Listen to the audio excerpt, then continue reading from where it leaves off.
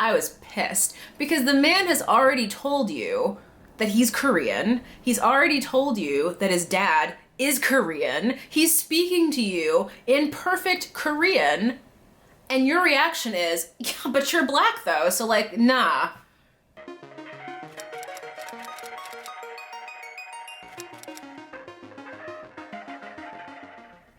Hello everyone, welcome to Sarah's Korean Corner, where I dive into all things related to Korean culture, from K-pop to K-dramas, skincare, language, food.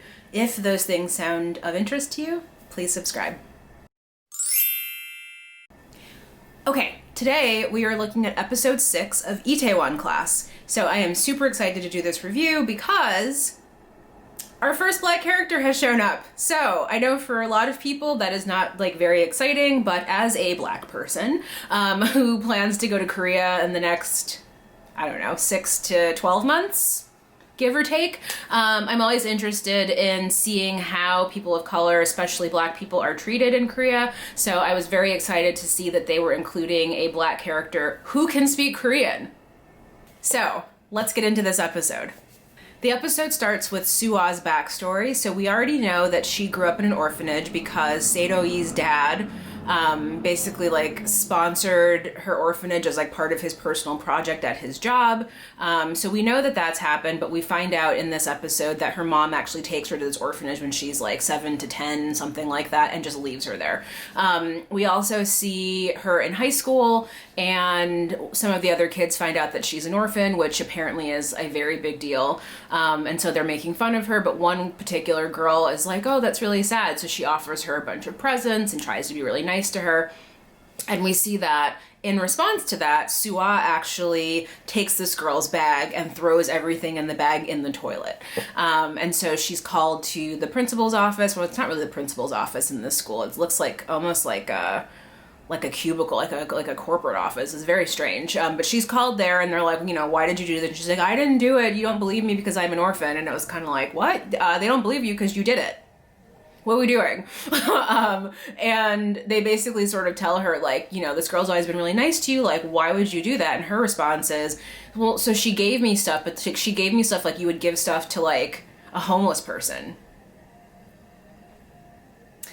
Which made me think back to, was it episode 1, where she like basically like runs over the homeless guy in the stairwell and is the reason that Saeroyi actually gets hurt. And I'm just sort of sitting here like, man, she has always been awful. Like, so we have that whole montage. I watched the whole thing, could not care. Was trying desperately to like dredge up something, could not do it. Could not do it, don't care at all. And then we get back to the end of episode 5, where she's leaning in for a kiss and Yi-saw basically like grabs her around the mouth and kind of like shoves her back away from Saeroyi. Now this is so petty that I was cackling like you would not believe. But she says, Yi-saw says to her, no, you're violating this criminal like consent law. And I was like, so she's like rattling off like, well, did you ask her? Did you ask him if you could kiss him? Did you give her permission that she could kiss you? And they're both just like, huh? Like completely baffled. Consent is important. We all know this, but like, ma'am, they clearly were both like, he wanted to be kissed and she wanted to kiss him. So this was really just her being petty because she didn't want them to kiss. And so she like invoked this law, which, I mean, you gotta give her credit. Like, it was pretty funny and also ruined the mood entirely. So no kiss happened. And then Soo Ah, because not to be undone by a 20-year-old, was like, oh, I just drank so much, but now I feel great. Like, I felt really, I was very tipsy, but like, it sobered me right up. Like, I'm good. And so Saeroyi is like, oh, we'll get you a taxi. And she's like, no, I'm fine. And then Yi-saw is like, I will get you the taxi because you need to leave. And then Soo Ah is like, I'm really hungry all of a sudden. I drank a lot and I didn't really eat anything, but what is this dinner that y'all are having? Can I come to this dinner?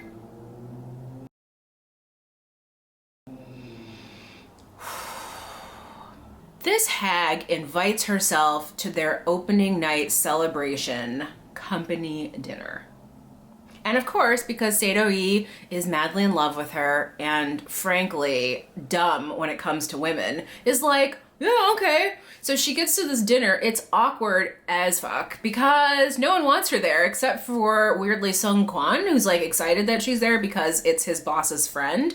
And then she starts interrogating Geun-so and she's like, don't I know you? You look really familiar. And he's like, oh, and she's just like, huh. But like, even before like that whole incident where you tried to sneak into my pub, like I feel like I knew you. And he's like, oh, I don't know what you're talking about. This meat's really good. Soo is basically rating the restaurant that they're in. So again, she's this like social media influencer, known for restaurants, etc. And so, you know, they say, oh, like what would you rate this place? And she's like, oh, this place, it's like a 4.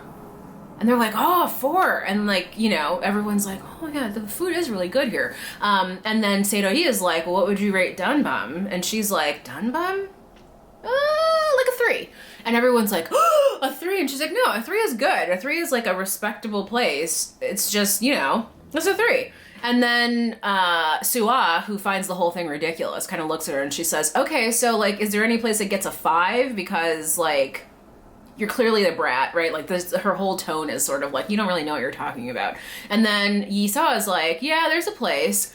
And Soo is like, and that would be, and Soo is like, oh, it's Danbam Pub. Womp womp. And so he says, oh, well, you know, I was gonna franchise Danbam Pub too. And they all kind of look at each other and like they have these little like memories of like, you know, he's always doing this kind of stuff, but he's not wrong. He pretty much always makes everything happen when he wants to, so why not? And the whole time Soo Ah is sitting over there like, because, you know, she's gonna go right back running to the chairman to tell him everything that happened at this dinner. Now, why Saeroyi is so dumb about this one thing in his life, I want to say I don't understand, but like, if you've ever been in a relationship with somebody, people just do stupid things when they're in relationships. Like I've done stupid things, people I've been with have done stupid things for me, etc. As much as I want to drag him, it is what it is. Oh, going on. So I mentioned last review that there's usually a redemption arc for our characters. For Soo Ah, it's not working for me, not yet. Maybe there's something that they can do. But for Geun-won, he's also pretty awful. Like they frankly would make a perfect couple because both of them are just like, but I think the scene of him being forced by his dad when he was trying to do something positive, like he was trying to get Saeroyi released from jail. He basically said like, this is all my fault, I killed his dad, I didn't mean to, like this whole thing has gotten really out of control, and his dad was like, suck it up and also kill this chicken. It was the most bizarre like turn of events I've seen in a while. And so I can imagine sort of the pressure that he felt growing up with a dad like that, because when you first meet the chairman, he doesn't seem that bad. He seems like kind of a tough guy and like, you know, like he's a dad that doesn't show any love, whatever. But that scene lets you know that like, he's kind of evil. To force your teenage son to basically like kill this animal with its bare hands, knowing that he's afraid of these animals, knowing that he hates being down in those animal pens, like that's the kind of emotional abuse that like somebody doesn't really recover from. So I started feeling bad for Geun-won basically from that scene. And so we see him now on this first date. Like I don't think he's ever been on a date, and the girl that he's meeting is also kind of like, have you not done this before? Like, why are you so weird? And she's just like, yeah, I ordered food for you, which, I mean, why? Like, that's weird to, like, meet somebody that you don't know and order food for them. Like, why would you do that? And she orders him the chicken. So you can see him immediately go back to that place where he's, like, starting to panic. He's, like, sweating. He, like, looks like he can't really breathe because he doesn't eat chicken anymore because of the thing that happened with his dad. So he's trying to explain to her, like, oh, I don't really eat chicken. And she's like, what do you mean you don't eat chicken? Everybody eats chicken. You're, like, the head of, like, this food corporation, you know, like... fine. So like, I think in her mind, it was like, he wasn't that excited to be on this date. So she took it personally. And like everything that he said, she read as like a rejection of her or like whatever, which was super weird and like kind of unnecessary. And also like, she wasn't all that. So I was really confused by her whole attitude. Don't order people's food. Like, it's as simple as that. Like, if she had just waited for him to show up and let him order his own food, they wouldn't have had that whole interaction. But you know, I digress. Yi-seo's mom has found out that in fact she's not enrolled in college, and that was the plan. Geun-seo actually asked her, like, does your mom know about this? And she was like, So now her mom knows, and her mom is pissed. So the whole thing with her mom is that she wants her daughter to have like this better life and to not follow in the same footsteps that she followed in. So her mom is divorced. I don't remember exactly the details, but basically like, she had to choose between like her husband and her daughter, or her husband and her job, something. I don't know. Somehow the husband is gone. And this is where it's super logical. She decides to kick her out of the house. Now, you might be asking yourself, like, how does that make any sense? Like, I don't want you to sacrifice the things in your life that could make you successful, so I'm gonna be super pissed at you and kick you out so that you have to continue working at the place that I don't want you to work at. So anyway, Yi-seo tells her, like, okay, I thank you for everything that you've done. Just so you know, like, I am very smart and very clever, and I plan to be very successful and also have the love that I want. So I'm gonna go. And she leaves, and she ends up going to the bridge that's near Danbam. Of course, Saeroyi happens to be out for a run because the man is perfect. Sorry, having a moment. And he sees her and he says, what are you... Work ended a while ago. Why are you here? And she says, oh, you know, I was thinking about you, blah, blah, blah. He notices, of course, as they're talking, the suitcase. And he basically says to her, like, what's going on? And she's like, oh, you know, things. And basically tells him that she got kicked out because she's working at his pub. And she says to him, didn't you know that I wasn't going to college? And he says, yeah, Geun-seo mentioned that you weren't going to college and that you were working at the pub anyway. So I did know that. And she was like, and you let me work there anyway? And he's like, well, I mean, if we're being truthful, I need you. Like, you're kind of the only thing that's going to help me be successful. And so I know that I shouldn't have let you work at the pub and that you should be going to college. But... And she kind of looks at him and he's like, am I being too selfish? And she's just like, no. Your mom is upset because you're working at basically like this small dinky place. She wants you to work for this large corporation. So what if we just make sure that Danbam Pub becomes a huge corporation, and then that'll make your mom happy? And she's just like, I don't think he could have said anything else to her that would have made her as happy, except for maybe like, I love you, marry me, or something like that. So she's like over the moon because he basically told her that he needs her, that he expects them to reach these like huge heights with her help. And that's kind of all she really wanted to hear. So the pub's doing well. They need to hire new people. Yi-seo has basically decided that they need another server part-time and they need another cook assistant.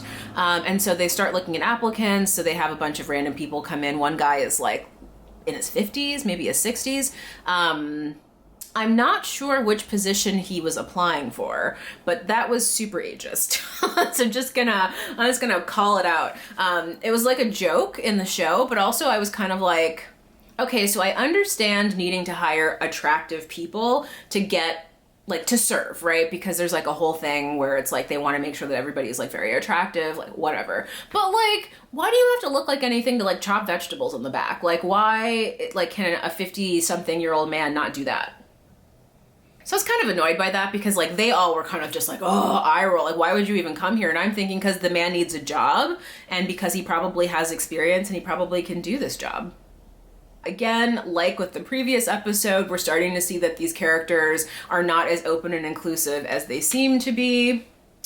But yeah, ageism is super common, so I'm sure that most people probably just like did a shoulder shrug, but as somebody that is, at the moment, 40, I don't look 40, but I see how people, like, once you're over like 30, like everybody starts getting treated like they're kind of disposable, which is kind of gross. So I was a little bit sad to see that they didn't even consider this guy for like the non-front house position.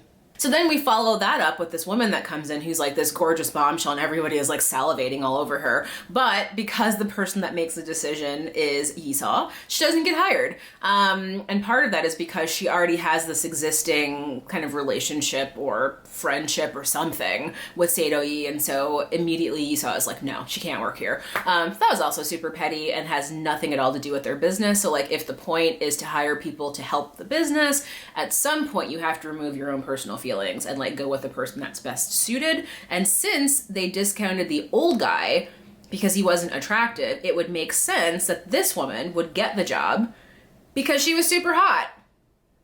Where is the consistency? Made no sense. And so after all of that, everyone's like, well, like, what are you looking for? Like, what kind of candidate are you looking for? We need somebody needs to get hired. And in comes Kim Tony.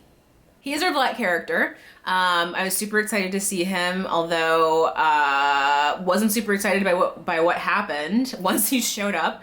So he walks in and Saeroyi looks up and he goes, oh no, like, you know, we're not open for like another however many minutes. Like, I don't speak enough English though. Like, can somebody tell this guy that we're not open yet? And so Yi-saw is the only other person that speaks English. And so she says, oh, you know, like we don't open till 5. Can you come back? And he kind of looks at her and he goes, nay, huh?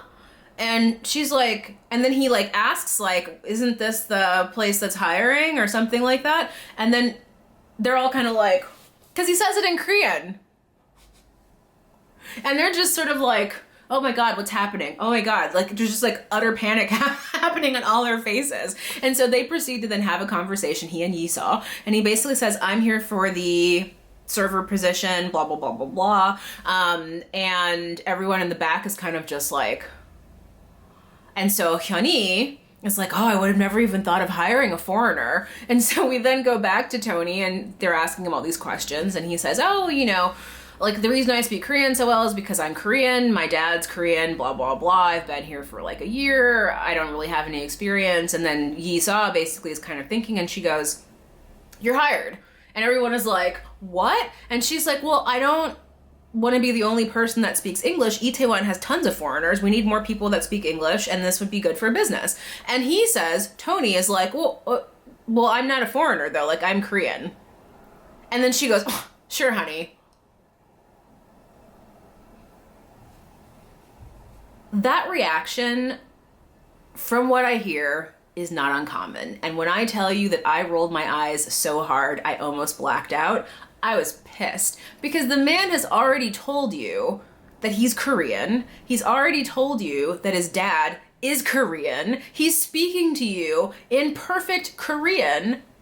And your reaction is, yeah, but you're black though. So like, nah. They gotta do better. So I'm hoping, like with the trans character, that there is going to be some kind of understanding that is come to, but like, just shenanigans. So the rest of the stuff that happened in the episode's not super interesting. Basically, they're trying this new marketing scheme. It turns out that Jangga Corporation is also involved in that same situation. There's some hostility between Geun-won and Saeroyi when they both show up at the same TV station. And in the end, Danbam Pub is not included in the interview that Yi-saw had gone to all this trouble to set up. So it was very sad. But what does end up happening as a result is that Saeroyi ends up being very upset with Soo Ah for all the stuff that she's done so far because he feels like he's sort of fighting this uphill battle and she's working for this corporation that's constantly trying to like knock him down. So he's super pissed about it. And then Yi-saw, because she doesn't believe in playing dirty, basically tells him, well, you know, if this is because you think that Soo Ah like ratted the pub out, she didn't. Well, it was somebody else. And so he's like, what? And he goes taking off after Soo Ah, which like I roll because like she's still a terrible person just because she didn't report the pub, but she's done all this other stuff that he doesn't know about. So anyway, he goes on a jog. I feel like he was running for like a good 45 minutes. Like where is he going exactly? Like, where's he going? So he finally catches her on a bus stop, and I'm thinking, look, for as much walking as you just did, you might as well have walked all the way home. Like, or something, like, what are you doing? Like, how? Anyway, so meets her on the bus stop, has this whole conversation with her about, like, why did you lie to me? And she's like, oh, blah, blah. And basically what ends up happening is that he tells her, I know that this has been really hard for you. I feel really bad because I'm making you choose between me and Janga Corporation. I don't want to do that. So all I can do is destroy that corporation, and then you and I can be together and you don't have to feel bad anymore.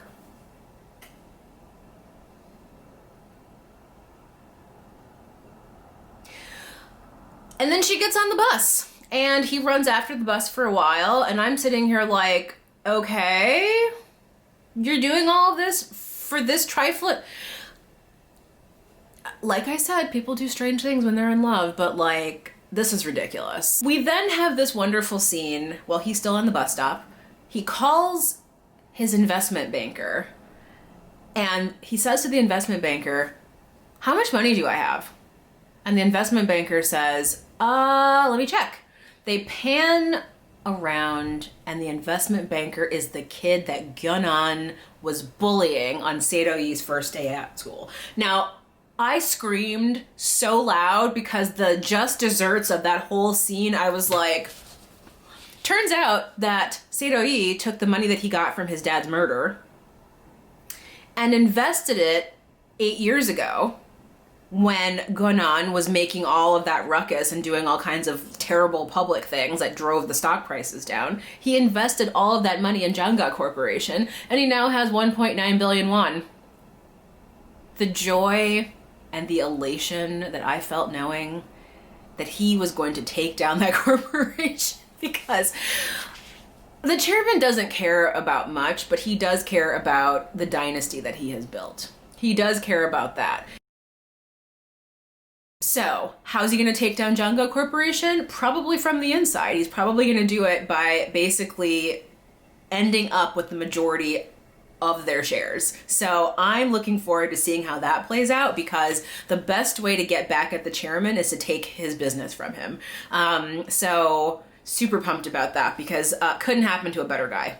The chairman, who's been monitoring Min Jung, because he's worried about this takeover that I mentioned before, has been asking his assistant to keep him apprised of any major shifts in their stock, in the stock numbers, basically. So the assistant comes to him. They're like all kind of gathered. I don't know where they're going, but like the whole company seems like it's there. And the assistant says to him, "Okay, so you told me to let you know when something big happened. Something big has happened. This person has like purchased all of these shares, and like they just bought like 600 million won more." And he's like, "What person?" He looks down. What name does he see but our wonderful Saeroyi?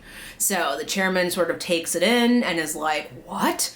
He starts laughing maniacally, and he basically says to Geun-won and Soo Ah, "Let's go get something to eat." They turn up at Danbam Pub, and there's a staring contest. First of all, they all see Gun-so, so it's like, "Oh, what are you doing here?" And he's kind of just like, "Oh, this is awkward." But then Saeroyi and the chairman had the staring contest, and Saeroyi, being the gentleman that he is, bows deeply and says, "Oh, welcome to Danbam Pub."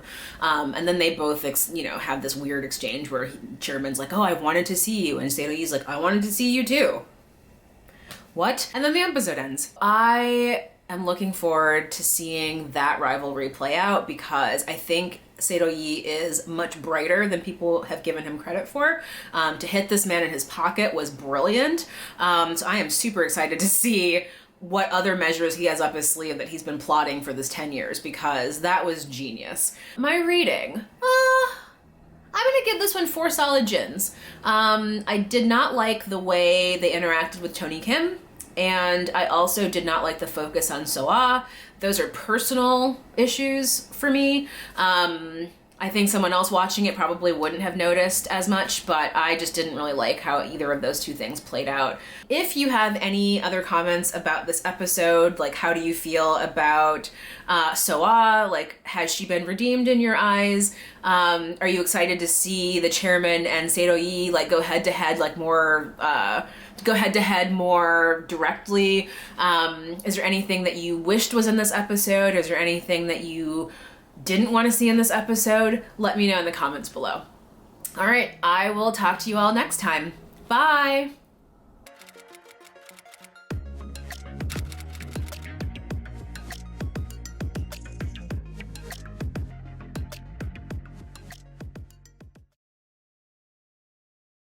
The episode starts with a backstory of Soo Ah. So